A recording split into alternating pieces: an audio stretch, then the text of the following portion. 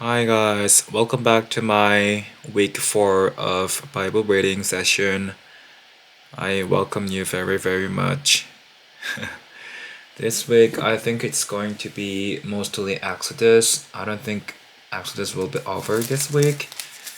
So it's gonna be a month for me in the process of this. So please enjoy and have a good time. Bye bye. Before I read the Bible, I just want to clarify that my mother tongue is Korean and English is my second language, so I could be wrong in pronouncing people's names and the names of regions. And just to alert you, after this voice, it's just gonna be only me reading Bible. I just wanted to let you know. So if you have lots of time, keep watching. If not, go back and enjoy your time doing something else. Bye-bye. Today I'm gonna be reading Exodus chapter 13 through chapter 15. The Lord said to Moses, "Consecrate to me every firstborn male. The first offspring of every womb among the Israelites belongs to me, whether man or animal." Then Moses said to the people, Commemorate this day, the day you came out of Egypt, out of the land of slavery, because the Lord brought you out of it with a mighty hand. Nothing containing yeast, today in the month of Abib, you're leaving. When the Lord brings you into the land of Canaanites, Hittites, Amorites, Hivites, and Jebusites, the land which he swore to your forefathers to give, a land flowing with milk and honey, you are to observe this ceremony in this month. For 7 days eat bread and meat without yeast, and on the seventh day hold a festival to the Lord. Eat unleavened bread during those 7 days. Nothing with yeast in it is to be seen among you, nor shall any yeast be seen anywhere within your borders. On the day tell your son, I do this because of what the Lord did for me when I came out of Egypt. This observance will be for you, like a sign on your hand and a reminder on your forehead that the law of the Lord is to be on your lips. For the Lord brought you out of Egypt with his mighty hand. You must keep his ordinance at the appointed time, year after year. After the Lord brings you into the land of the Canaanites and gives it to you, as he promised on oath to you and to your forefathers, you are to give over to the Lord the first offspring of every womb, all the firstborn males of your livestock belong to the Lord. Redeem with the lamb every firstborn donkey, but if you do not redeem it, break its necks. Redeem every firstborn among your sons. In days to come, when your sons asks you, what does this mean? Say to him, with a mighty hand the Lord brought us out of Egypt, out of the land of slavery, when Pharaoh stubbornly refused to let us go. The Lord killed every firstborn in Egypt, both man and animal. This is why I sacrifice to the Lord first male offspring of every womb, and redeem each of my firstborn sons, and it will be like a sign on your hand and a symbol on your forehead that the Lord brought us out of Egypt with his mighty hand. When Pharaoh let the people go, God did not lead them on the road through the Philistines' country, though that was shorter. For God said if they faced war, they might change their minds and return to Egypt. So God led the people around by the desert and toward the Red Sea. The Israelites went up out of Egypt and armed for battle. Moses took the bones of Joseph with him, because Joseph had made the sons of Israel swear an oath. He had said, God will surely come to your aid, and then you must carry my bones up with you from this place. After leaving Succoth, they camped at Etham, on the edge of the desert. By day the Lord went ahead of them in a pillar of cloud to guide them on their way, and by night in a pillar of fire to give them light, so that they could travel by day or night. Neither the pillar of cloud by day nor the pillar of fire by night left its place in front of the people. Then the Lord said to Moses, Tell the Israelites to turn back and encamp near Pi-hahiroth between Migdol and the sea. They are to encamp by the sea directly opposite Baal-Zephon. Pharaoh will think the Israelites are wandering around the land in confusion, hemmed in the desert. And I will harden Pharaoh's heart, and he will pursue them. But I will gain glory for myself through Pharaoh and all his army, and the Egyptians will know that I am the Lord. So the Israelites did this. When the king of Egypt was told that the people had fled, Pharaoh and his officials changed their minds about them and said, What have we done? We have let the Israelites go and have lost their services. So he had his chariot made ready and took his army with him. He took 600 of best chariots, along with all the other chariots of Egypt, with the officers over all of them. The The Lord hardened the heart of Pharaoh, king of Egypt, so that he pursued the Israelites, who were marching out boldly. The Egyptians, all Pharaoh's horses and chariots, horsemen and troops, pursued the Israelites and overtook them as they camped by the sea near Pi-Hahiroth, opposite Baal-Zephon. As Pharaoh approached, the Israelites looked up, and there were the Egyptians marching after them. They were terrified and they cried out to the Lord. They said to Moses, "Was it because there were no graves in Egypt that you brought us to the desert to die? What have you done to us by bringing us out of Egypt? Didn't we say to you in Egypt, 'Leave us alone, let us serve the Egyptians'? Would it have been better for us to serve the Egyptians than to die in the desert?" Moses answered the people, "Do not be afraid, stand firm, and you will see the deliverance the Lord will bring you today. The Egyptians you see today, you will never see again. The Lord will fight for you. You need only to be still." When the Lord said to Moses, "Why are you crying out to me? Tell the Israelites to move on. Raise your staff and stretch out your hand over the sea to divide the water, so that the Israelites can go through the sea on dry ground. I will harden the hearts of the Egyptians so that they will go in after them, and I will gain glory through Pharaoh and all his army, through his chariots and his horsemen. The Egyptians will know that I am the Lord when I gain glory through Pharaoh, his chariots, and his horsemen." And the angel of God had been traveling in front of Israel's army, withdrew and went behind them. The pillar of cloud also moved from in front and stood behind them, coming between the armies of Egypt and Israel. Throughout the night the cloud brought darkness to the one side and the light to the other side, so neither went near the other all night long. Then Moses stretched out his hand over the sea, and all the night the Lord drove the sea back with a strong east wind and turned it into dry land. The waters were divided, and the Israelites went through the sea on dry ground, with a wall of water on their right and on their left. The Egyptians pursued them. All Pharaoh's horses and chariots and horsemen followed them into the sea. During the last watch of the night, the Lord looked down from the pillar of the fire and cloud at the Egyptian army and threw it into confusion. He made the wheels of the chariots come off so that they had a difficulty driving, and the Egyptians said, "Let's get away from the Israelites, the Lord fighting for them against Egypt." Then the Lord said to Moses, "Stretch out your hand over the sea so that the waters may flow back over the Egyptians and their chariots and horsemen." Moses stretched out his hand over the sea, and at daybreak the sea went back to its place. The Egyptians were fleeing toward it, and the Lord swept them into the sea. The water flowed back and covered the chariots and the horsemen, the entire army of Pharaoh that had followed the Israelites into the sea, and one of them survived. But the Israelites went through the sea on dry ground with a wall of water on their right hand and on their left. The day the Lord saved Israel from the hands of the Egyptians, and as Israel saw the Egyptians lying dead on the shore. And when the Israelites saw the great power the Lord displayed against the Egyptians, the people feared the Lord and put their trust in him and in Moses his servant.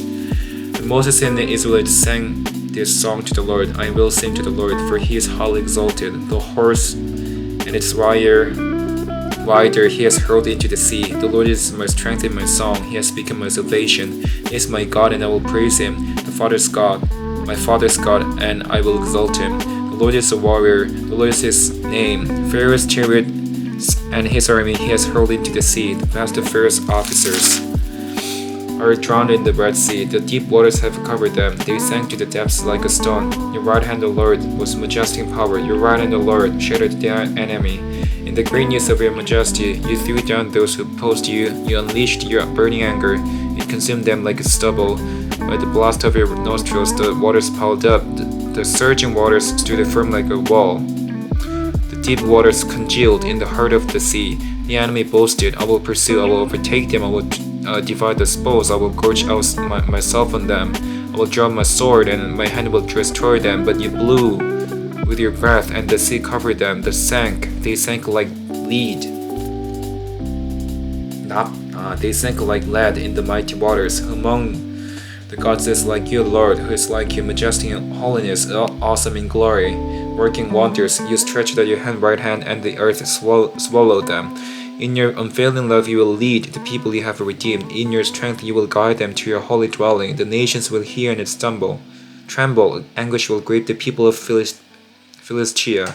The chiefs of Edom will be terrified. The leaders of Moab will be seized with trembling. The people of Canaan will melt away. Terror and dread will fall upon them by the power of your arm. They will be as still as a stone until your people pass by, O Lord, until the people you bought pass by. You will bring them in and plant them on the mountain of your inheritance, the place, O Lord, you made for your dwelling, the sanctuary, O Lord, your hands established. The Lord will reign forever and ever. When Pharaoh's horses, chariots, and horsemen went into the sea, the Lord brought the waters of the sea back over them. But the Israelites walked through the sea on dry ground. Then Miriam, the prophetess, Aaron's sister, took a tambourine in her hand, and all the women followed her with the tambourines and the dancing. Miriam sang to them, "Sing to the Lord, for he is highly exalted. The horse and its rider he has hurled into the sea." Then Moses led Israel from the Red Sea, and they went into the desert of Shur. For 3 days they traveled in the desert without finding water. When they came to Marah, they could not drink its water because it was bitter. That is why the place is called Marah. So the people grumbled against Moses, saying, "What are we to drink?" Then Moses cried out to the Lord, and the Lord showed him a piece of wood. He threw it into the water, and the water became sweet. There the Lord made a decree and a law for them, and the day he tested them, he said, "If you listen carefully to the voice of the Lord your God, and do what is right in his eyes, if you pay attention to his commands and keep all his decrees, I will not bring on you any of the diseases I brought on the Egyptians, for I am the Lord who heals you." Then they came to Elim, where there were 12 springs and 70 palm trees, and they camped near the water. Today I'm going to be reading Exodus chapter 16 through chapter 18. The whole Israelite community set out from Elim and came to the desert of Sin, which is between Elim and Sinai, on the 15th day of the second month after they had come out of Egypt. In the desert, the whole community grumbled against Moses and Aaron. The Israelites said to them, "If only we had died by the Lord's hand in Egypt. Then we sat around pots of meat and ate all the food we wanted, but you have brought us out into this desert to starve this entire assembly to death." Then the Lord said to Moses, "I will rain down bread from heaven for you. The people are to go out each day and gather enough for that day. In this way, I will test them and see whether they will follow my instructions. On the 6th day, they are to prepare what they bring in, but that is to be twice as much as they gather on the other days." So Moses and Aaron said to all the Israelites, "In the evening you will know that it was the Lord who brought you out of Egypt, and in the morning you will see the glory of the Lord, because he has heard your grumbling against him. Who are we that you should grumble against us?" Moses also said, "You will know that it was the Lord when he gives you meat to eat in the evening and all the bread that you want in the morning, because he has heard your grumbling against him. Who are we? You are not grumbling against us, but against the Lord." Then Moses told Aaron, "Say to the entire Israelite community, come before the Lord, for he has heard your grumbling." While Aaron was speaking to the whole Israelite community, they looked toward the desert, and there was the glory of the Lord appearing in the cloud. The Lord said to Moses, "I have heard the grumbling of the Israelites. Tell them, at twilight you will eat meat, and in the morning you will be filled with bread, and you will know that I am the Lord your God." That evening, quail came and covered the camp, and in the morning there was a layer of dew around the camp. When the dew was gone, the thin flakes like frost on the ground appeared on the desert floor. When the Israelites saw it, they said to each other, "What is it?" For they did not know what it was. Moses said to them, "It is the bread of the Lord, bread the Lord has given you to eat. So this is what the Lord has commanded. Each one is to gather as much as it needs. Take 1 omer of each person you have in your tent." The Israelites did as they were told. Some gathered much, some little. And when they measured it by the omer, he who gathered much did not have too much, and he who gathered little did not have too little. Each one gathered as much as he needed. Then Moses said to them, "No one is to keep any of it until morning." However, some of them paid no attention to Moses. They kept part of it until morning, but it was full of maggots and began to smell. So Moses was angry with them. Each morning, everyone gathered as much as needed, and when the sun grew hot, it melted away. On the 6th day, they gathered twice as much, 2 omers for each person, and the leaders of the community came and reported this to Moses. He said to them, "This is what the Lord commanded. Tomorrow is to be a day of rest, a holy Sabbath to the Lord. So bake what you want to bake and boil what you want to boil. Save whatever is left and keep it until morning." So they saved it until morning as Moses commanded, and it did not stink or get maggots in it. "Eat it today," Moses said, "because today is a Sabbath to the Lord. You will not find any of it on the ground today. 6 days you are to gather it, but on the 7th day, the Sabbath, there will not be any." Nevertheless, some of the people went out on the seventh day to gather it, but they found none. Then the Lord said to Moses, "How long will you refuse to keep my commands and my instructions? Bear in mind that the Lord has given you the Sabbath. That is why on the 6th day he gives you bread. For 2 days everyone is to stay where he is on the 7th day. No one is to go out." So the people rested on the seventh day. The people of Israel called the bread manna. It was white like coriander seed, and it tasted like wafers made with honey. Moses said, "This is what the Lord has commanded. Take an armor of manna and keep it for the generations to come, so they can see the bread I gave you to eat in the desert when I brought you out of Egypt." So Moses said to Aaron, "Take a jar and put an armor of manna in it, then place it before the Lord to be kept for the generations to come, as the Lord commanded Moses." Aaron put the manna in front of the testimony, that it might be kept. The Israelites ate manna 40 years until they came to a land when that was settled. They ate manna until they reached the border of Canaan. An omer is 1/10 of an ephah. The whole Israel community set out from the desert of Sin, traveling from place to place as the Lord commanded. They camped at Rephidim, but there was no water for the people to drink, so they quarreled with Moses and said, "Give us water to drink." Moses replied, "Why do you quarrel with me? Why do you put the Lord to the test?" But the people were thirsty for water there, and they grumbled against Moses. They said, "Why did you bring us up out of Egypt to make us and the children and the livestock die of thirst?" Moses cried out to the Lord, "What am I to do with these people? They are almost ready to stone me." The Lord answered Moses, "Welcome ahead of the people, take with you some of the elders of Israel, and take in your hand the staff with which you struck the Nile, and go. I will stand there before you by the rock of Horeb. Strike the rock, and the water will come out of it for the people to drink." So Moses did this in the sight of the elders of Israel, and he called the place Massah and Meribah, because the Israelites quarreled, and because they tested the Lord, saying, "Is the Lord among us or not?" The Amalekites came and attacked the Israelites at Rephidim. Moses said to Joshua, "Choose some of our men and go out to fight the Amalekites. Tomorrow I will stand on top of the hill with the staff of God in my hands." So Joshua fought the Amalekites as Moses had ordered, and Moses, Aaron, and Hur went to the top of the hill. As long as Moses held up his hands, the Israelites were winning, but whenever he lowered his hand, the Amalekites were winning. When Moses' hands grew tired, they took a stone and put it under him, and he sat on it. Aaron and Hur held his hands up, one on one side, one on the other, so that his hands remained steady till sunset. So Joshua overcame the Amalekite army with a sword. Then the Lord said to Moses, "Write this on a scroll as something to be remembered, and make sure that Joshua hears it, because I will completely blot out the memory of Amalek from under heaven." Moses built an altar and called it, "The Lord is my banner." He said, "My 4 hands were lifted up to the throne of the Lord. The Lord will be at war against the Amalekites from generation to generation."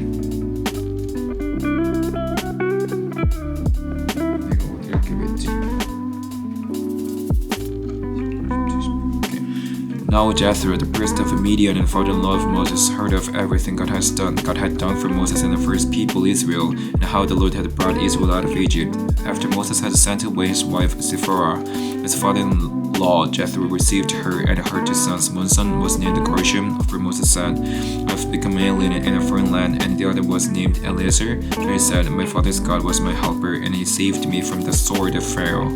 Jethro, Moses' father-in-law, together with Moses' sons and wife, came to him in the desert, where he was camped near the mountain of God. Jethro had sent word to him, "I, your father-in-law Jethro, am coming to you with your wife and her 2 sons." So Moses went out to meet his father-in-law and bowed down and kissed him. They greeted each other, and they then went into the tent. Moses told his father-in-law about everything the Lord had done to Pharaoh and the Egyptians for Israel's sake, and about all the hardships they had met along the way, and how the Lord had saved them. Jethro was delighted to hear about all the good things the Lord had done for Israel in rescuing them from the hand of the Egyptians, and said, "Praise be to the Lord, who rescued them from the hand of the Egyptians and of Pharaoh, and who rescued the people from the hand of the Egyptians. Now I know that the Lord is greater than all other gods, for he did this. Those had treated Israel arrogantly." Then Jethro, Moses' father-in-law, brought a burnt offering and other sacrifices to God, and Aaron came with all the elders of Israel to eat bread with Moses' father-in-law in the presence of God. The next day Moses took his seat to serve as judge for the people, and they stood around him from morning till evening. When his father-in-law saw all that Moses was doing for the people, he said, "What is this you are doing for the people? Why do you alone sit as judge, while all these people stand around you from morning till evening?" Moses answered him, "Because the people come to me to to seek God's will. Whenever they have a dispute, it is brought to me, and I decide between the parties, and I inform them of God's decrees and laws. Moses' father-in-law replied, "What you are doing is not good. You and these people who come to you will only wear yourselves out. The work is too heavy for you. You cannot handle it alone. Listen now to me, and I will give you some advice, and may God be with you. You must be the people's representative before God and bring their disputes to Him. Teach them the decrees and laws, and show them the way to live and the duties they are to perform. But select capable men from all the people, men who fear God, trustworthy men who hate dishonest gain, and appoint them as officials over thousands, hundreds, and fifties, and tens. Have them serve as judges for the people at all times, but have them bring every difficult case to you. The simple cases they can decide themselves. That will make your load lighter because they will share it with you. If you do this and God so commands, you'll be able to stand the strain. And all these people will go home satisfied." Moses listened to his father-in-law and did everything said. He chose capable men from all Israel and made them leaders of the people, officials over thousands, hundreds, fifties, and tens, and they served as judges for the people at all times. The difficult cases they brought to Moses, but the simple ones they decided themselves.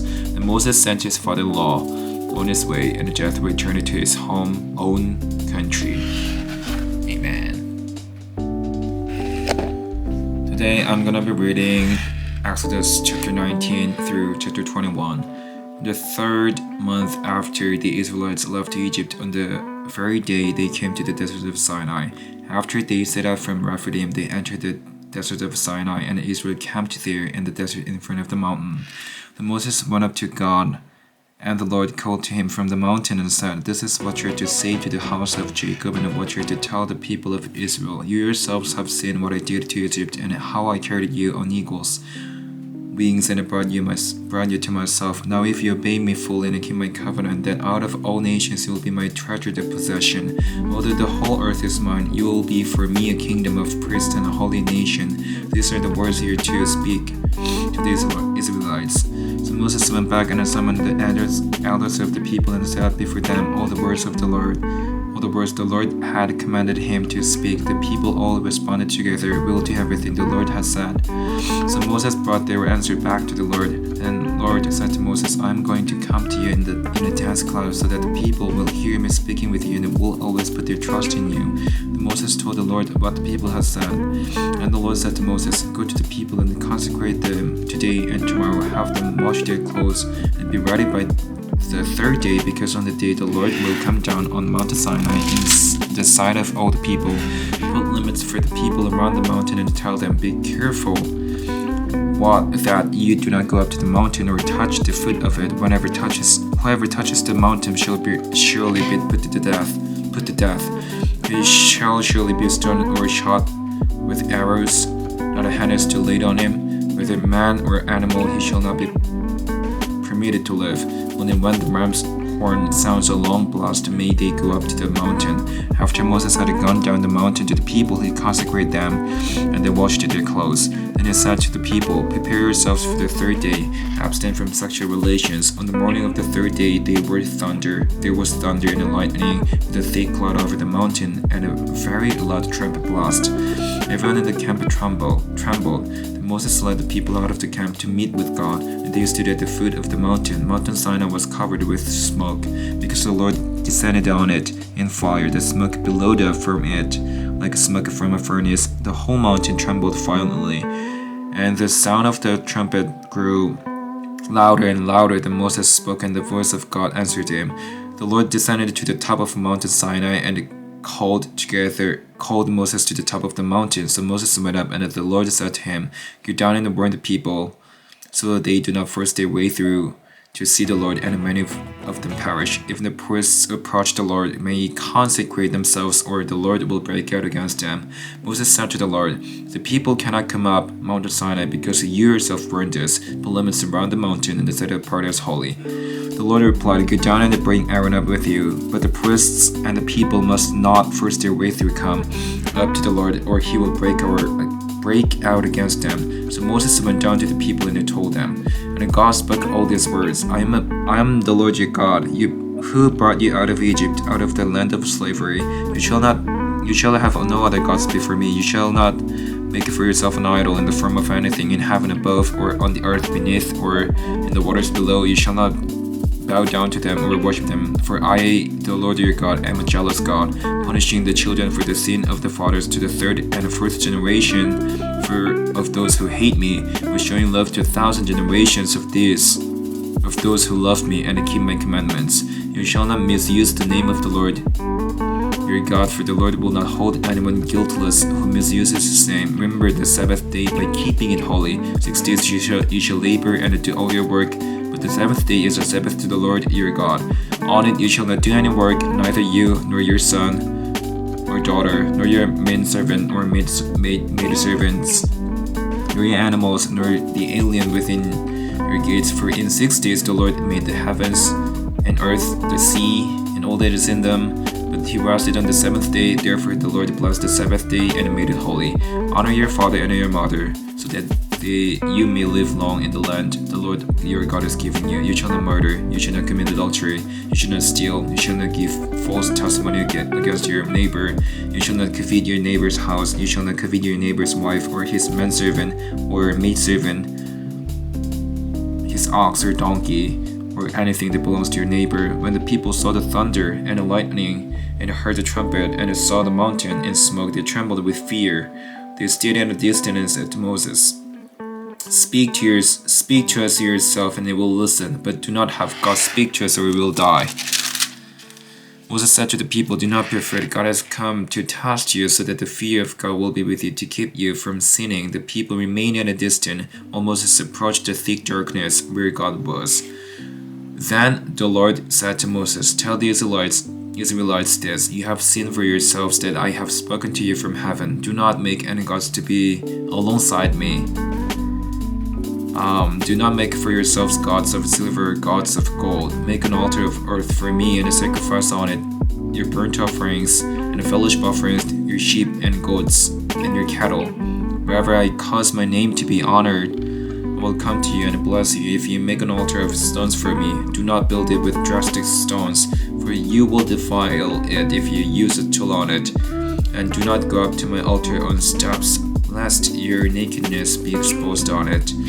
These are the laws you are to set before them. If you buy a Hebrew servant, he is to serve you for 6 years, but in the 7th year he shall go free without paying anything. If he comes alone, he is to go free alone. If he has a wife, when he comes, she is to go with him. If his master gives him a wife and she bears him sons or daughters, the woman and the children should belong to her master, and only the man shall go free. But if the servant declares, I love my master and my wife and the children, and do not want to go free, then the master must take him before the judges. He shall take him to the door or the doorpost and pierce his ear with an awl. Then he shall be a servant for life. If a man sells his daughter as a servant, she is not to go free as menservants do, if she does not please the master who has selected her. For himself he must let her be redeemed. He has no right to sell her to foreigners, because he has broken faith with her. If he selects her for his son, he must grant her the rights of a daughter. If she marries another woman, he must not deprive the first one of her food, clothing, and marital rights. If he does not provide her with these 3 things, she is to go free without any payment of money.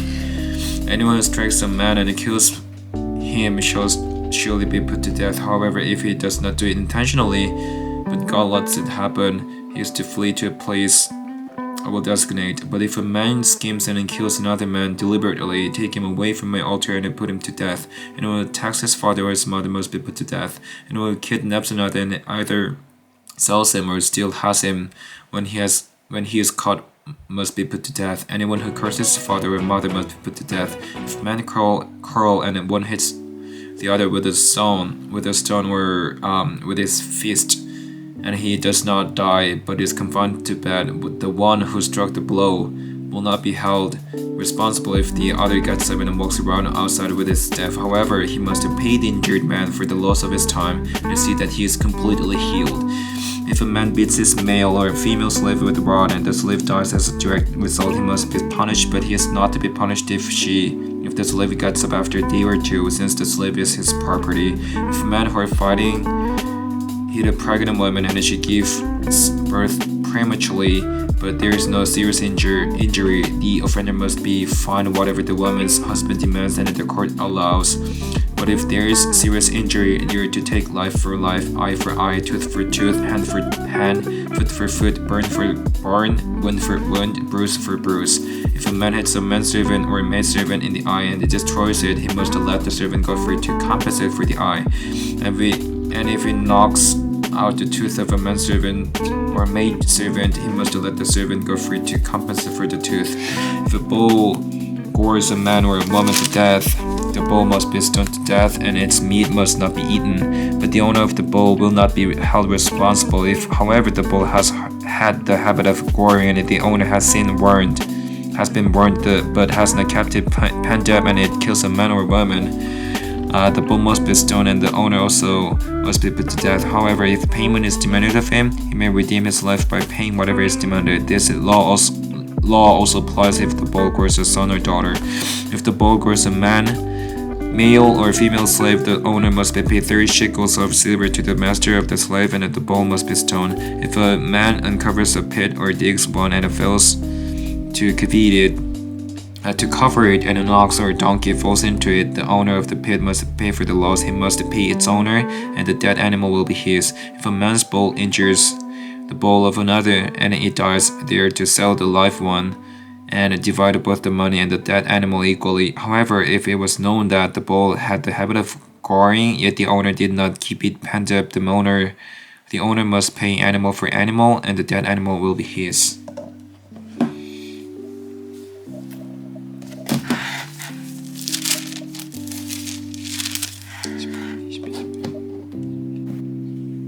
Today I'm gonna be reading Exodus chapter 22 through 24.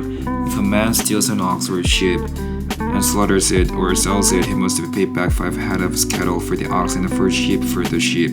If a thief is caught breaking in and is struck so that he dies, the defender is not guilty of bloodshed, but if it happens after sunrise, he is guilty of bloodshed. The thief must certainly make a restitution, but if he has nothing, he must be sold to pay for his theft. If the stolen animal is found alive in his possession, whether ox or donkey or sheep, he must pay back double. If a man grazes his livestock in a field or a vineyard and lets them stray and they graze in another man's field, he must make restitution from the best of his own field or vineyard.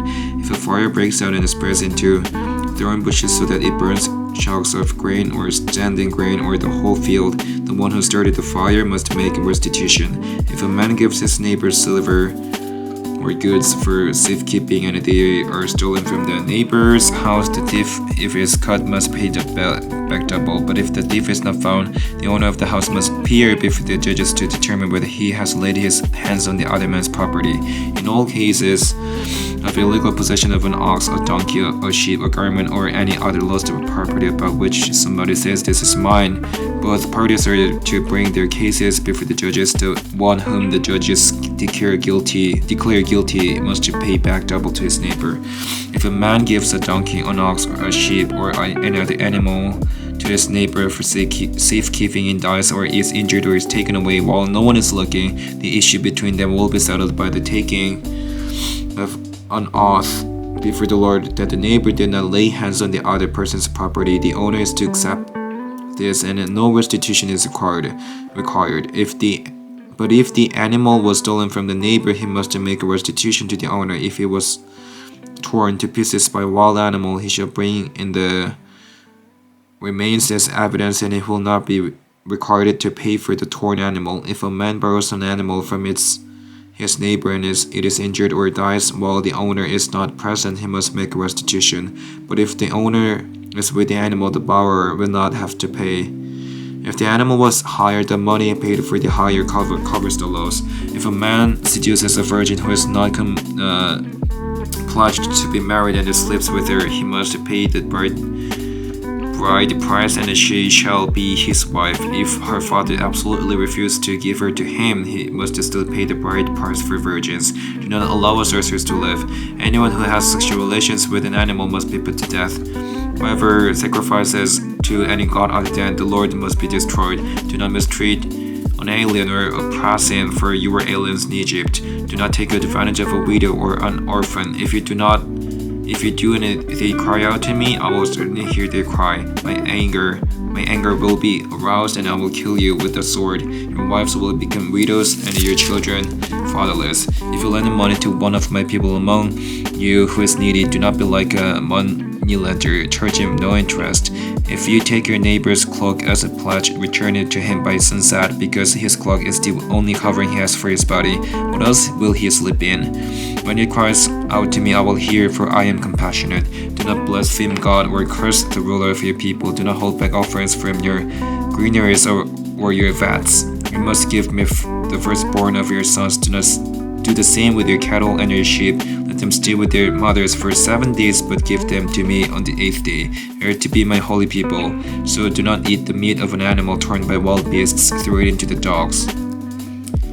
Do not spread false reports. Do not help a wicked man by being a malicious witness. Do not follow the crowd in doing wrong when they give testimony in a lawsuit. Do not pervert justice by siding with the crowd, and do not show favoritism to a poor man in his lawsuit. If you come across your enemy's ox or donkey wandering off, be sure to take it back to him. If you see the donkey of someone who hates you falling down under its load, do not leave it there. Be sure to help him with it. Do not deny justice to your poor people in their losses. Have nothing to do with a false charge, and do not put an innocent or honest person to death, for I will not acquit the guilt.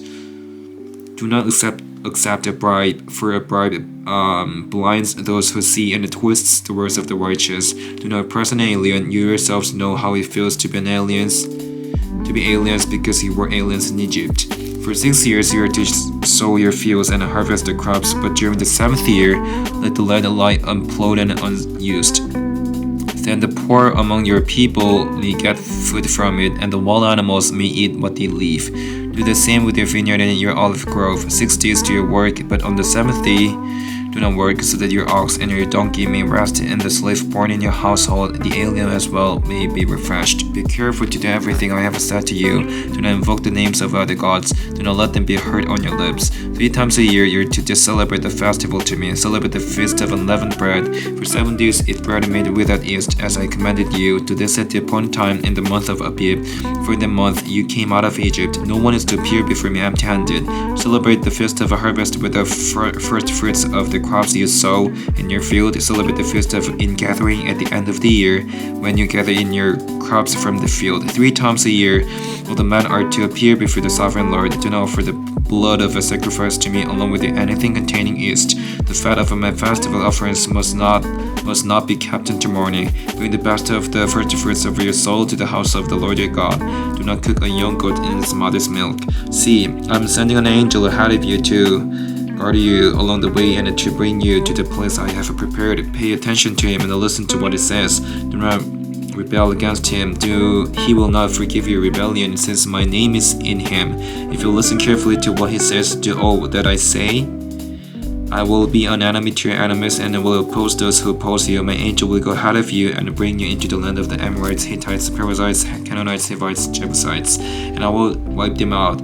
Do not bow down before their gods and worship them or follow their practices. You must demolish them and break their sacred stones to pieces. Worship the Lord your God, and his blessing will be on your food and water. I will take away sickness from among you, and no one will miscarry or be barren in your land. I will give you a full lifespan. I will send my terror ahead of you and throw into confusion every nation you encounter.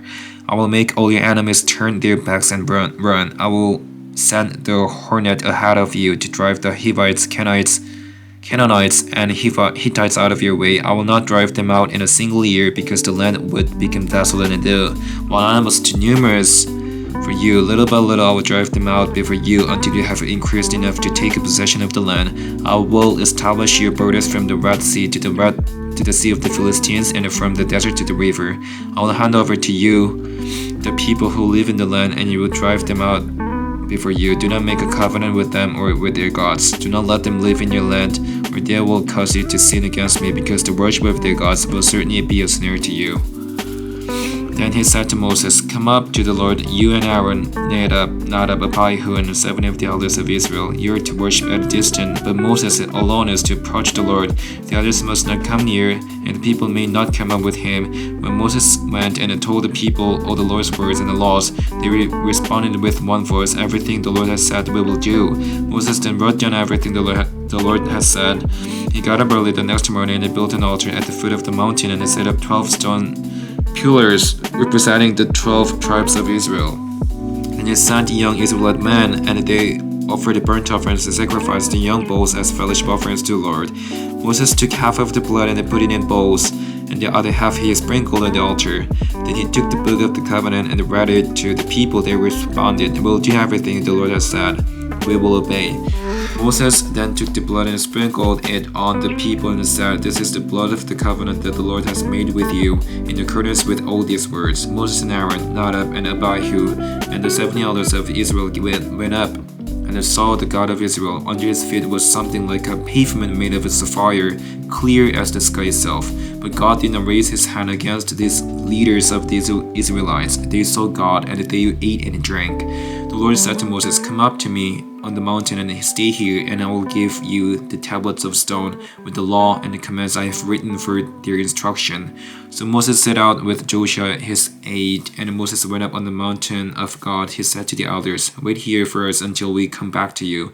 Aaron and Hur are with you, and anyone involved in a dispute can go to them." Then Moses went up on the mountain, the cloud covered it, and the glory of the Lord is out of the Mount Sinai for 6 days. The cloud covered the mountain, and on the 7th day the Lord called to Moses from within the cloud. To the Israelites, glory of the Lord looked like a consuming fire on top of the mountain. Then Moses entered the cloud as he went up on the mountain, and he stayed on the mountain 40 days and 40 nights. Today I'm going to be reading Exodus chapter 25 through 27. The Lord said to Moses, "Tell the Israelites to bring me an offering, or to receive the offering from me from each man whose heart prompts him to give. These are the offerings here to receive from them: gold, silver, and bronze, wool, purple, and scarlet yarn, and fine linen, goat hair, ram skins dyed red, and hides from sea cows, acacia wood, olive oil for the light, spices for the anointing oil and for the fragrant incense, and onyx stones and other gems to be mounted on the ephod and the breastpiece. And have them make a sanctuary for me, and I will dwell among them. Make this tabernacle and all its furnishings exactly like the pattern I will show you. Have them make a chest of acacia wood, 2.5 cubits long, a cubit and a half wide, a cubit and a half high, overlay with pure gold, both inside and out, and make a gold molding around it. Cast 4 gold wings for it, and fasten them to its 4 feet, and with 2 rings on one side and 2 rings on the other. Then make poles of acacia wood and overlay them with gold. Insert the poles into the rings on the sides of the chest to carry it. The poles are to remain in the rings of this ark. They are to be removed. They put in the ark the testimony which I will give you. Make an atonement cover of pure gold, 2.5 cubits long and a cubit and a half wide, and make the cherubim out of hammered gold at the ends of the cover. Make 1 cherub on one end and the 2nd cherub on the other. Make the cherubim of one piece with the cover at the 2 ends. The cherubim are to have their wings spread upward, overshadowing the cover with them. The cherubim are to face each other, looking toward the cover. Place the cover on top of the ark and put in the ark the testimony which I will give you. There, above the cover between the 2 cherubim that are over the ark of the testimony, I will meet with you, and I give you all my commands for the Israelites. Make a table of acacia wood, 2 cubits long, a cubit wide, and a cubit and a half high, overlay with pure gold, and make a gold molding around it. Also make around it a beam, a handbreadth wide, and put a gold molding on the beam. Make 4 gold wings for the table, and fasten them to the 4 corners. Where the 4 legs are, the rings are to be close to the rim to hold the poles used in carrying the table. Make the poles of acacia wood, overlay them with gold, and carry the table with them. And make its plates and dishes of pure gold, as well as its pitchers and bowls for the pouring out of offerings. Put the bread of the presence on this table to be before me at all times. Make a lampstand of pure gold, and hammer it out, base and shaft, its flower-like cups, buds, and blossoms shall be of one piece with it. 6 branches are to extend from the sides of a lampstand, 3 on one side and 3 on the other. 3 cups shaped like almond flowers with buds and blossoms are to be on one branch, 3 on the next branch, and the same for all 6 branches extending from the lampstand. And all the lampstand there are to be 4 cups shaped like almond flowers with buds and blossoms. 1 bud shall be under the first pair of branches extending from the lampstand, a second bud under the second pair, and a third bud under the third pair. 6 branches in all. The buds and the branches shall all be of one piece with the lampstand, hammered out of pure gold. Then make its 7 lamps and set them up on it so that they light the space in front of the pure gold. A talent of pure gold is to be used for the lampstand and all these accessories. See that you make them according to the pattern shown you on the mountain. Make the tabernacle with 10 curtains of fine twisted linen and a blue, purple, and scarlet yarn with cherubim worked into them by a skilled craftsman. All the curtains are to be the same size, 28 cubits long and 4 cubits wide. Join 5 of the curtains together and do the same with the other 5. Make loops of blood material on the edge of the end curtain in one side and do the same with the end curtain on the other side. Make 50 loops on one curtain and 50 loops on the end curtain of the other side with the loops opposite with each other. Then make 50 gold clasps and use them to fasten the curtains together so that the tabernacle is a unit. Make curtains of goat hair for the tent over the tabernacle, 11 altogether. All 11 curtains are to be the same size, 30 cubits long and 4 cubits wide. Join 5 of the curtains together into one set and the other 6 into another set. Fold the 6th curtain double at the front of the tent. Make 50 loops along the edge of the end curtain in one set and also along the edge of the end curtain in the other set. Then make 50 bronze clasps and put them in the loops to fasten the tent together as a unit. As for the additional length of the tent curtains, the half curtain that is left over is to hang down at the rear of the tabernacle. The tent curtains will be a cubit longer on both sides. What is left will hang over the sides of the tabernacle so as to cover it. Make for the tent a covering of the ram skins dyed red, and over that a covering of hides of sea cows. Make right frames of acacia wood for the tabernacle. Each frame is to be 10 cubits long and a cubit and a half wide, with 2 projections set parallel to each other. Make all the frames of the tabernacle in this way. Make 20 frames up for the south side of the tabernacle and then make 40 silver bases to go under them. 2 bases for each frame and 1 under each projection. For the other side, the north side of the tabernacle, make 20 frames and 40 silver bases to under each frame. Make 6 frames for the far end, that is the west end of the tabernacle, and make 2 frames for the corners of the far end. At these 2 combs they must be double from the bottom all the way to the top and fitted into single ring, but it shall be like that. So there will be 8 frames and 16 silver bases to under each frame. Also make crossbars of acacia wood, 5 for the frames on the one side of the tabernacle, 5 for those on the other side, and 5 for the frames on the west at the far end of the tabernacle. The center crossbar is to extend from end to end at the middle of the frames. Overlay the frames with gold and make gold rings to hold the crossbars. Also overlay the crossbars with gold. Set up the tabernacle according to the plan shown you on the mountain. Make a curtain of blue, purple, and scarlet yarn and fine twisted linen with a cherubim worked into it by a skilled craftsman. Hang it with gold hooks on 4 posts of acacia wood overlaid with gold and standing on 4 silver bases. Hang the curtain from the clasps and place the ark of the testimony behind the curtain. The curtain will separate the holy place from the most holy place. Put the atonement cover on the ark of the testimony in the holy place. In the most holy place, place the table outside the curtain on the north side of the tabernacle and put the lampstand opposite it on the south side. For the entrance to the tent, make a curtain of blue, purple, and scarlet yarn and finally twisted linen, the work of an embroiderer. Make gold hooks for this curtain and 5 posts of acacia wood overlaid with gold, and cast 5 bronze bases for them.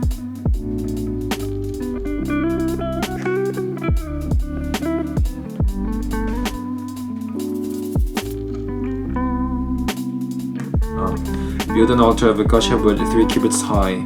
It is to be square, 5 cubits long and 5 cubits wide. Make a horn at each of the 4 corners so that the horns and the altar are of one piece, and overlay the altar with bronze. Make all its utensils of bronze, its pots to remove the ashes, its shovels, sprinkling bowls, meat forks, and fire pans. Make a grating for it, a bronze network, and make a bronze ring at each of the 4 corners of the network. Put it under the latch of the altar so that it is halfway up the altar. Make a poles of acacia wood for the altar and overlay them with bronze. The poles are to be inserted into the rings so that they will be on 2 sides of the altar when it is carried. Make the altar hollow of boards. It is to be made just as you were shown on the mountain. Make a courtyard for the tabernacle. The south side shall be 100 cubits long, and is to have curtains of a finely twisted linen with 20 posts and 20 bronze bases, and with silver hooks and beams on the posts. The north side shall also be 100 cubits long, and is to have curtains with 20 posts and 20 bronze bases, and with silver hooks and bands on the posts. The west end of the courtyard shall be 50 cubits wide, and have curtains with 10 posts and 10 bases. On the east end toward the sunrise, the courtyard shall also be 50 cubits wide. Curtains 15 cubits long are to be on one side of the entrance, with the 3 posts and 3 bases, and the curtains 15 cubits long are to be on the other side, with 3 posts and 3 bases. For the entrance to the courtyard, provide a curtain 20 cubits long of blue, purple, and scarlet yarn, and finally twist the linen, the work of an embroiderer. With the 4 posts and the 4 bases, all the posts around the courtyard are to have silver bands and hooks and bronze bases. The courtyard shall be 100 cubits long and 50 cubits wide, with curtains of finely twisted linen 5 cubits high, and with bronze bases. All the other articles used in the service of the tabernacle, whatever their function, including all the tent pegs for it and those for the courtyard, are to be of bronze. Command the Israelites to bring you clear oil of pressed olives to light, so that the lamps may be kept burning. In the tent of meeting outside the curtain that is in front of the testimony, Aaron and his sons are to keep the lamps burning before the Lord from evening to morning. This is to be a lasting ordinance among the Israelites for the generations to come. Amen. Hi, today I'm gonna be reading Exodus chapter 28 through chapter 30. Have Aaron your brothers brought to you from among the Israelites, along with his sons Nadab and Abihu, Eleazar and Ithamar, so they may serve me as priests. Make us sacred garments for your brother Aaron to give him dignity and honor. Tell all the skilled men to whom I have given wisdom in such matters that they are to make garments for Aaron for his consecration, so he may serve me as priest. These are the garments they are to make: a breastpiece, an ephod, a robe, a woven tunic, a turban, and a sash. They are to make these sacred garments for your brother Aaron and his sons, so they may serve me as priests. Have them use gold and blue and purple and scarlet yarn and fine linen. Make the ephod of gold and of blue, purple, and scarlet yarn, and of finely twisted linen, the work of a skillful craftsman. It is to have 2 shoulder pieces attached to 2 of its corners, so it can be fastened. Its skillfully woven waistband is to be like it, of 1 piece with an ephod, and made with gold, and with blue, purple, and scarlet yarn, and with finely twisted linen. Take 2 onyx stones and engrave on them the names of the sons of Israel, in the order of their birth, 6 names on 1 stone, and the remaining 6 on the other. Engrave the names of the sons of Israel on the 2 stones the way a gem cutter engraves a seal. Then mount the stones in gold filigree settings and fasten them on the shoulder pieces of the ephod as memorial stones for the sons of Israel. Aaron is to bear the names on his shoulders as a memorial before the Lord. Make gold filigree settings and 2 braided chains of pure gold like a rope, and attach the chains to the settings. Fashion a breastpiece for making decisions, the work of a skilled craftsman. Make it like the ephod, of gold, and of gold, purple, and scarlet yarn, and of finely twisted linen. It is to be square, a span long and a span wide, and folded double. They mount 4 rows of precious stones on it. In the first row there shall be a ruby, a topaz, and a beryl. In the second row, a turquoise, a sapphire, and an emerald. In the third row, a jacinth, an agate, an amethyst in the fourth row, a chrysolite, an onyx, and a jasper, and mount them in gold filigree settings. There are to be 12 stones, one for each of the names of the sons of Israel, each engraved like a seal in the name of one of the 12 tribes. For the brass piece, make ready the chains of pure gold like a rope. Make 2 gold rings for it and fasten them to 2 corners of the brass piece. Fasten the 2 gold chains to the rings at the corners of the brass piece, and the other ends of the chains to the 2 settings, attaching them to the shoulder pieces of the ephod at the front. Make 2 gold rings and attach them to the other 2 corners of the brass piece on the ring on the inside edge next to the ephod. Make 2 more gold rings and attach them to the bottom of the shoulder pieces on the front of the ephod, close to the seam just above the waistband of the ephod. The rings of the brass piece are to be tied to the rings of the ephod with blue cord connecting into the waistband, so that the brass piece will not swing off from the ephod. Whenever Aaron enters the holy place, he will bear the names of the sons of Israel over his heart on the brass piece of decision as a continuing memorial before the Lord. Also, put the Urim and the Thummim in the brass piece, so they may be over Aaron's heart whenever he enters the presence of the Lord. Thus, Aaron will always bear the means of making decisions for Israelites over his heart before the Lord. Make the robe of the ephod entirely of blue cloth with an opening for the head in its center. There shall be a woven edge like a collar around his opening, so that it will not tear. Make pomegranates of blue, purple, and scarlet yarn around the hem of the robe, with gold bells between them. The gold bells and the pomegranates are to alternate around the hem of the robe. Aaron must wear it when he ministers. The sound of the bells will be heard when he enters the holy place before the Lord, and when he comes out, so that he will not die. Make a plate of pure gold and engrave on it as on a seal, holy to the Lord. Fasten a blue cord to it to attach it to the turban. It is to be on the front of the turban. It will be on Aaron's forehead, and it will bear the guilt involved in the sacred gifts the Israelites consecrate, whatever their gifts may be. It will be on Aaron's forehead continually, so that they will be acceptable to the Lord. Weave the tunic of the linen and make the turban of the fine linen. The sash is to be the work of an embroiderer. Make tunic sashes and headbands for Aaron's sons to give them dignity and honor. After you put these clothes on your brother Aaron and sons, anoint and ordain them, consecrate them, so that they may serve me as priests. Make linen undergarments as a covering for the body, reaching from the waist to the thigh.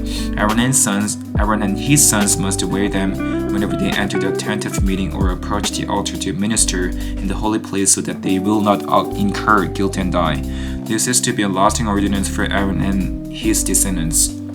This is what you're to do to consecrate them, so they may serve me as priests. Take a young bull and 2 rams without defect, and from fine wheat flour without yeast, make bread and cakes mixed with oil, and wafers spread with oil.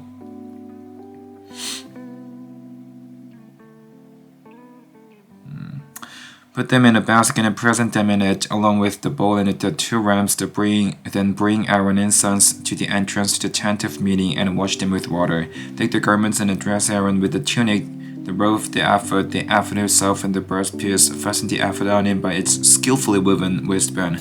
Put the turban on his head and attach the sacred diadem to the turban. Take the anointing oil and anoint him by pouring it on his head.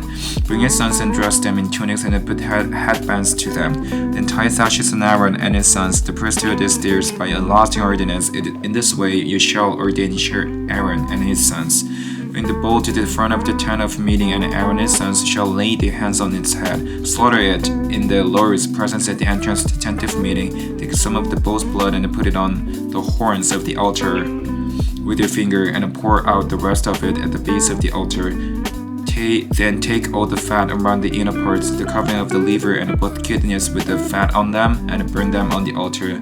But burn the bull's flesh and its hide and its offal outside the camp. It is a sin offering. Take one of the rams, and Aaron and his sons shall lay their hands on its head and slaughter it, and take the blood and sprinkle it against the altar on all sides. Cut the ram into pieces and wash the inner parts and the legs, putting them with the head and the other pieces. Then burn the entire ram on the altar. It is a burnt offering to the Lord, a pleasing aroma, an offering made to the Lord by fire.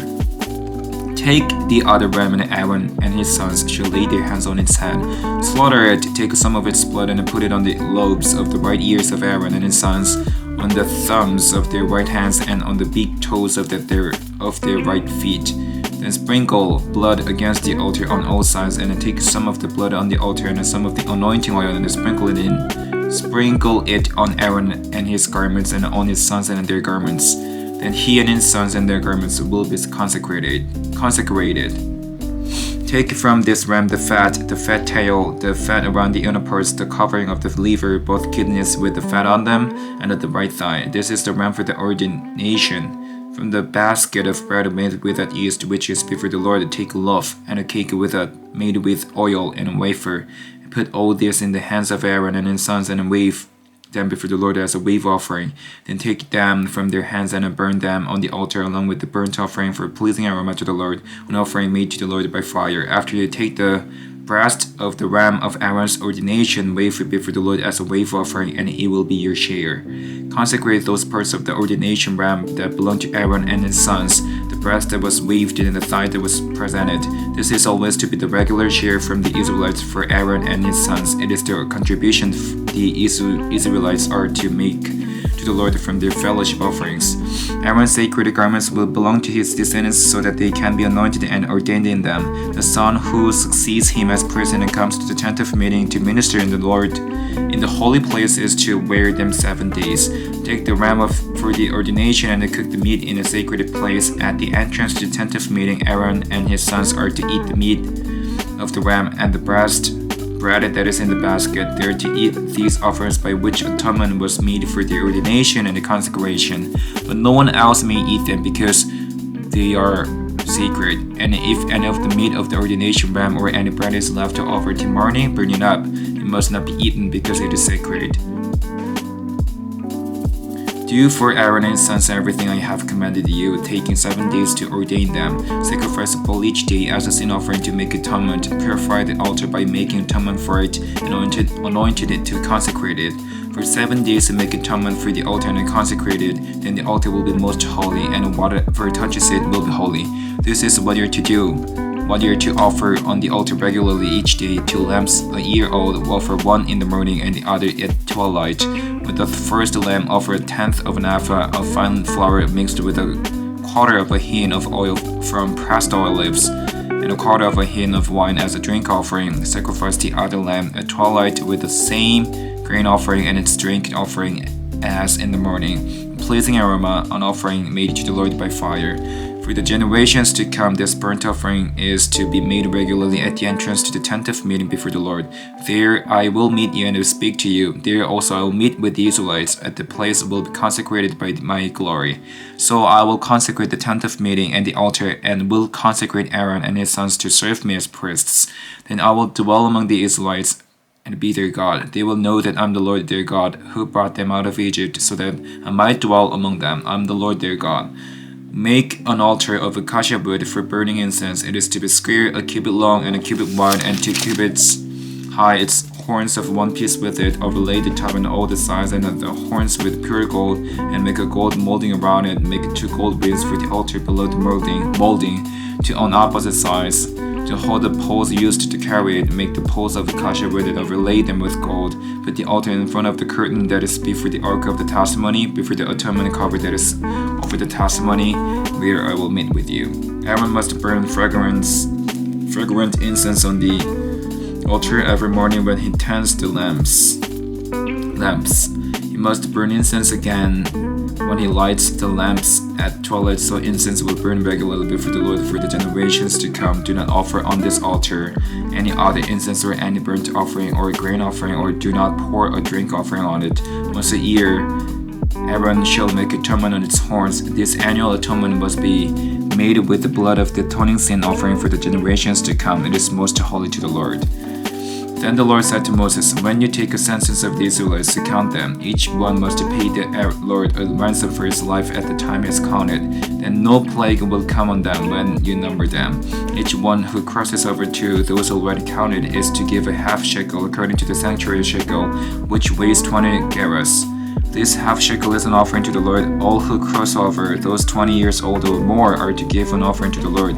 The rich are not to give more than a half shekel, and the poor are not to give less when you make the offering to the Lord to atone for your lives.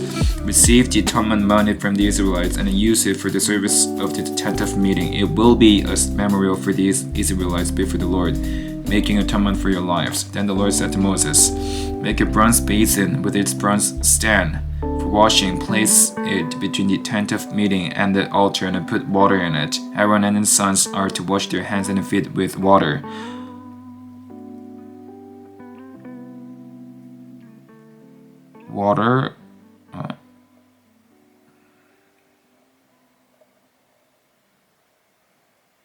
And feet with water are to wash their hands and feet with water from it.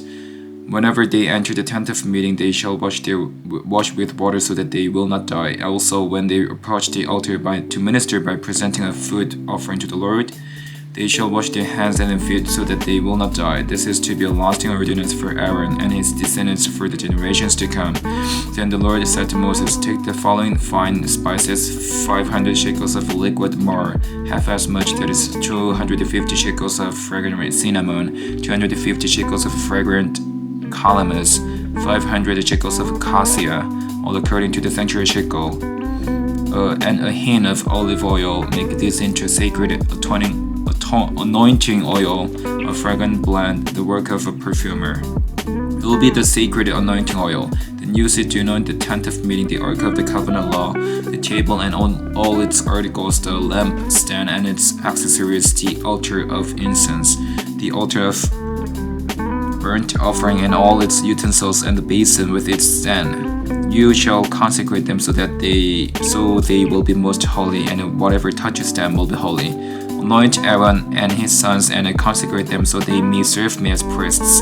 Say to the Israelites, this is to be my sacred anointing oil for the generations to come.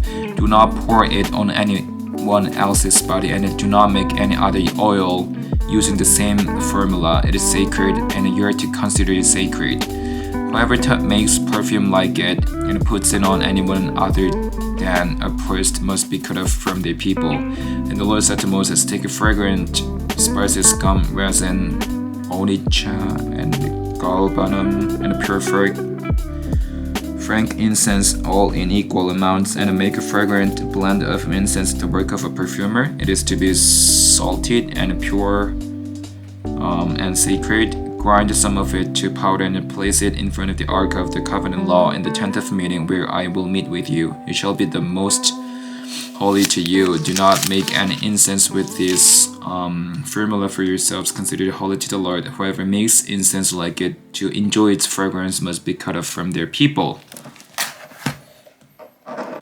Hello, today I'm gonna be reading Exodus chapter 31 through 33. Then the Lord said to Moses, see, I have chosen Bezalel, son of Uri, the son of Hur, of the tribe of Judah, and I have filled him with the Spirit of God, with wisdom, with understanding, with knowledge, and with all kinds of skills, to make artistic designs for work in gold, silver, and bronze, to cut and set stones, to work in wood, and to engage in all kinds of crafts. Moreover, I have appointed Oholiab, son of Ahisamach, of the tribe of Dan, to help him. Also, I have given ability to all the skilled workers to make everything I have commanded you.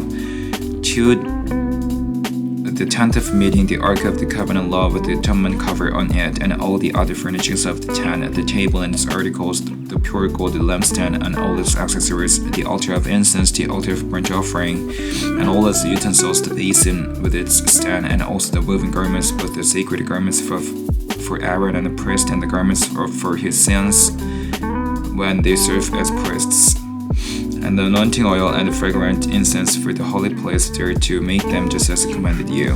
Then the Lord said to Moses, say to the Israelites, you must observe my Sabbaths. This will be my sign between me and you for the generations to come. You may know that I'm the Lord who makes you holy. Observe the Sabbath because it is holy to you. Anyone who desecrates it is to be put to death. Those who who did any work on the day must be cut off from the people. For 6 days work is to be done, but the seventh day is a day of Sabbath rest, holy to the Lord. Whoever does not work on the Sabbath day is to be put to death. The Israelites are to observe the Sabbath, celebrating it for the generations to come as a lasting covenant. It will be a sign between me and the Israelites forever, for in 6 days the Lord made the heavens and the earth, and on the seventh day he rested and was refreshed. When the Lord finished speaking to Moses on Mount Sinai, he gave him the 2 tablets of the covenant law, the tablets of a stone inscribed by the finger of God. When the people saw that Moses was so long in coming down from the mountain, they gathered around Aaron and said, "Come, make us gods who will go before us. As for this fellow Moses who brought us up out of Egypt, we don't know what has happened to him." Aaron answered them, "Take off the gold earrings that your wives, your sons, and your daughters are wearing and bring them to me." So all the people took off their earrings and brought them to Aaron, and he took what they handed to him and made it into an idol cast in the shape of a calf, fashioning it with a tool. And they said, "These are your gods, Israel, who brought you up out of Egypt." When Aaron saw this, he built an altar in front of the calf and announced, "Tomorrow there will be a festival to the Lord." So the next day the people rose early and they sacrificed burnt offerings and presented the fellowship offerings. Afterward they sat down to eat and drink and got up and indulged in revelry. Then the Lord said to Moses, "Go down, because your people, whom you brought up out of Egypt, have become corrupt. They have been quick to turn away from what I commanded them and have made themselves an idol cast in the shape of a calf.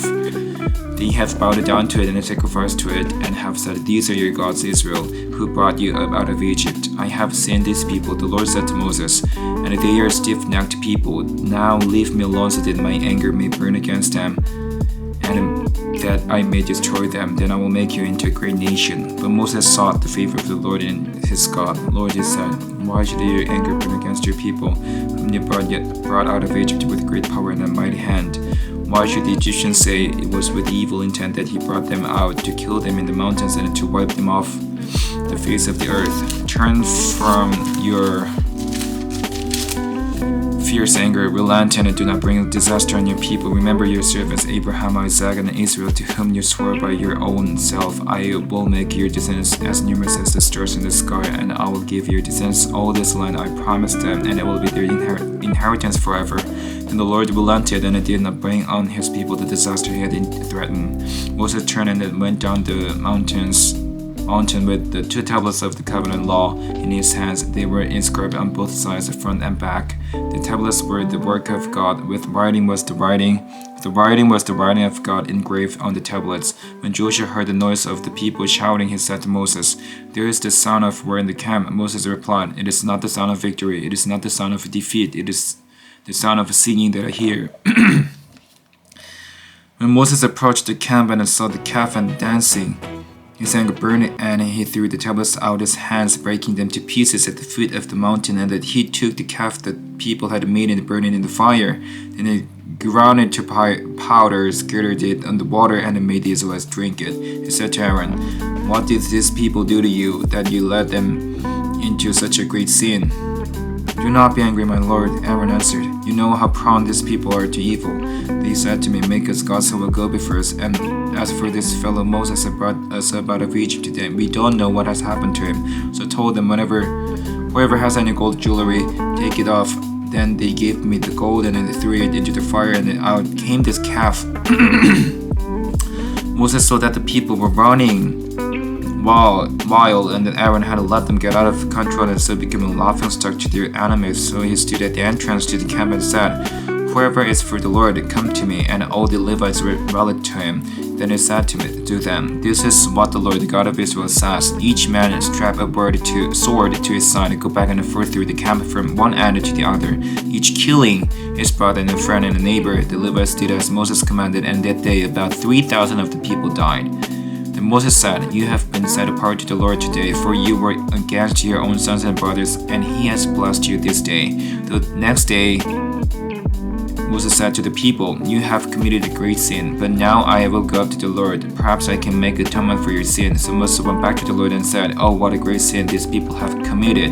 They have made themselves gods of gold. But now, please forgive their sin. But if not, then blot me out of the book you have written." The Lord replied to Moses, "Whoever has sinned against me, I will blot off my book. Now go lead the people to the place I spoke of, and my angel will go before you. However, when the time comes for me to punish, I will punish them for their sin." And the Lord struck the people with plague because of what they did with the calf Aaron had made.